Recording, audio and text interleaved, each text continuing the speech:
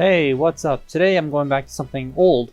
This is Powermaster Optimus Prime from 1986-ish.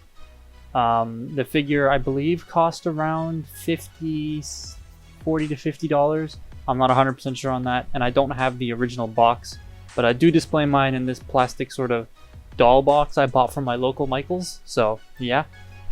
It's a big chonky boy, big brick of a thing, and doesn't fit in this box all the way because the guns are obviously not attached. But taking a look at the figure here real quick, it's G1. It's definitely it's a different take on G1 Optimus Prime, and for the better. There have been a lot of not so good versions of that, and this one I think is one of the better remakes of G1 Optimus Prime for back in that time.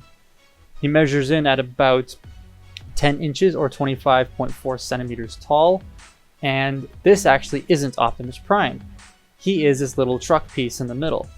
So just remove the head of the Powermaster version and just unfold him out.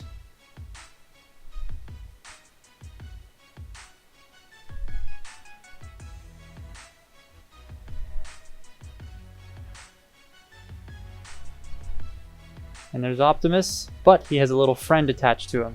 So if you remove the actual Powermaster portion of Powermaster Optimus, you fold it around and you have this guy, whose name I don't remember, but I think in Japan it's Jinrai? God Jinrai? Something like that. Anyways, here's this little man who I'm going to call Steven. This is Steven, and Steven is very tiny, about the size of a headmaster. His articulation is his arms can go forward and he can do the splits and bend his knees the wrong way. That's pretty much it. You're not going to get much out of this thing. But for a small little guy, it's got a lot of nice surface detailing. Here it is in comparison with a Warhammer little Space Marine guy, and you can see he's very small. He also fell over. He's very small. Like I said, he's the size of the original G1 Headmaster, so that's for reference. I don't actually have one, so I can't compare it. But the core version of Optimus here is okay. It's not my favorite Optimus design. It's got a bit of a bulgy crotch area because of the hinge that's in place. The legs are static, they don't do anything, and the stickers, a lot of stickers on this guy. He measures in at around 7.5 inches or 19.05 centimeters, and overall just looks meh to me. The stickers on mine aren't in the best of shape. I bought this guy used a long time ago, and I haven't replaced the stickers at all. I probably should. But for the stickers, the Autobot symbol, the two vents on the arms, the windows, the side stripes, and the thighs are all stickers. So that's something you gotta watch out for. For comparison, here he is next to Siege Starscream, and he's quite tall. He's bigger than a Voyager, about the same size as a 2019 to 2020 modern Leader class figure. I say that because the old Leader class figures are huge. Accessory wise, you do get the iconic Powermaster Prime double barrel gun, seat, smokestack, spaceship looking thingies. There can be a lot of things, but they look really nice. You do also get the long black rifle, which looks more like a gun. But this one's probably my favorite of the two weapons. They both look good, but I like the long black rifle a little better. Powermaster Prime can hold the long black rifle, however not very well. The articulation in the elbows is only that, and the guns are too big, so he can't actually point them straight. So just kind of looks stupid standing there with it. So I don't really display it with that anyways. Now moving on here to the transformation, the head moves down, the hip flap moves up, you fold the arms up. I don't really need to speed up this transformation because it takes like 5 seconds. But you do get a nice looking little truck. It's definitely Optimus Prime, got the stripe on the side. But you'll notice here the grille looks a bit weird, and it's spring loaded. And underneath the spring loaded there's a little white piece of plastic. That is the locking mechanism to the legs. So the Powermaster gimmick is that it can't transform unless you plug the Powermaster into the toy.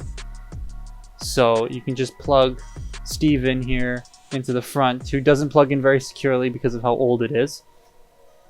But once you get it plugged in and hold it there for a little bit, and then maybe it'll stay, who knows. There you go, it stays. You can fold the legs down. It unlocks the legs. So that's a neat gimmick, but it didn't really last because they only made a few Powermaster toys. So yeah, not my favorite gimmick in the world, but I mean, the truck mode still looks nice. I kind of like it with that kind of engine block sticking out of the front. I think it looks pretty neat. It's definitely a longer truck than the original G1 Prime, just by a little bit. I don't have one to compare it to, unfortunately. But that's all you can really say. It's a red and blue Optimus Prime truck. The chrome on the front, I will say, if you buy a brand new version of this, first of all, you're insane. Second of all, be careful with that chrome. It scratches quite easily. And mine was pretty pristine when I bought it, but transferring it in that little case did scratch the chrome at the front a bit. Now for the big meat of the actual toy, the trailer. And this is a big trailer with the stripe going in the reverse from the G1 Optimus Prime. Eagle-eyed viewers will notice that. It's a big brick. That's all it is. It's a brick. It's a brick covered in stickers that looks like a robot underneath. But that's G1. So you can bring Optimus Prime in here, who doesn't roll very well because his wheels are too tight. There's a port on the back and a tab at the bottom of the trailer. There's like a little stick sticking out of it. But I would say be careful with this port. There have been reports of it breaking, so don't push it in too far on Optimus Prime so it doesn't get stuck, because it can shear itself off. Now this is Optimus Prime. This is the pinnacle Optimus Prime with his truck and his trailer. And his trailer is not useless, like a lot of people say with the G1 Optimus Prime, where his trailer just kind of sits there. This one you want to display with the trailer because it actually does something interesting. It looks nice overall. The surface detailing is cool. It doesn't look like a realistic truck by any means, but that's not what it's going for. However, this one does have a bit of a difference/issue between it and the Japanese version, because the Japanese version has fists like this one, but the fists retract and they're blue, which I kind of like more because it looks much better than these fists sticking straight up. But the Japanese version is also like a couple $100 more than this. I paid $50 for this at TFCon a long time ago, which I'd say is a reasonable price. You can get this guy on eBay for about $100 if you're really looking for it, if you really want one. But yeah, I wouldn't buy the Japanese one because it's a little too expensive. You can store the guns on the top with these two ports. The bigger guns go on the top here,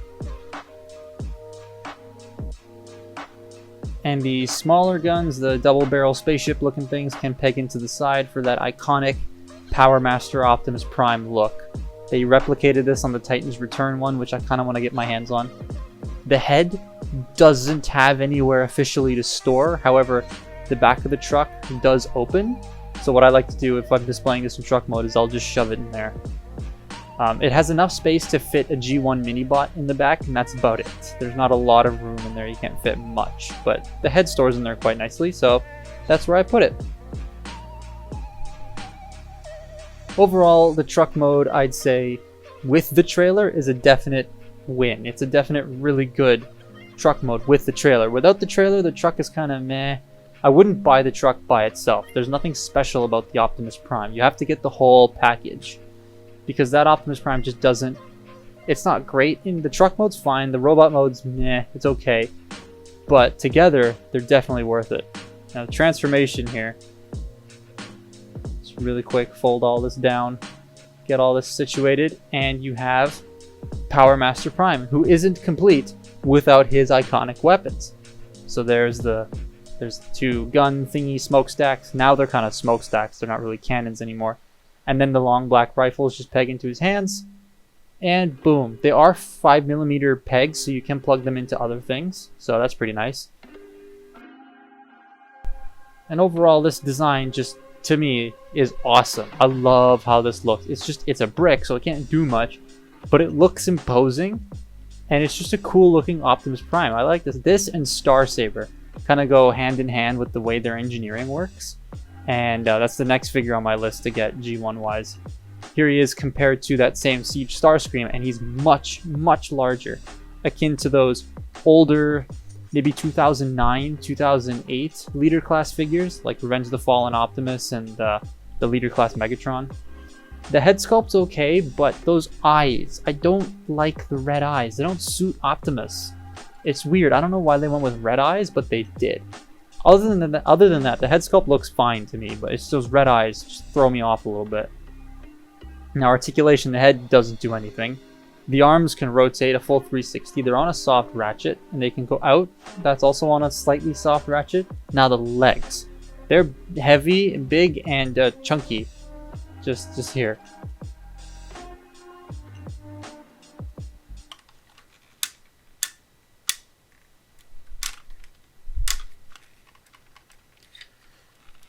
They're definitely a pain to move, and they don't, for posability, you wouldn't want to do that. I also recommend not doing what I did and bending them at the blue part because they could snap. Now this guy does have a third mode. I use air quotes when I say third mode.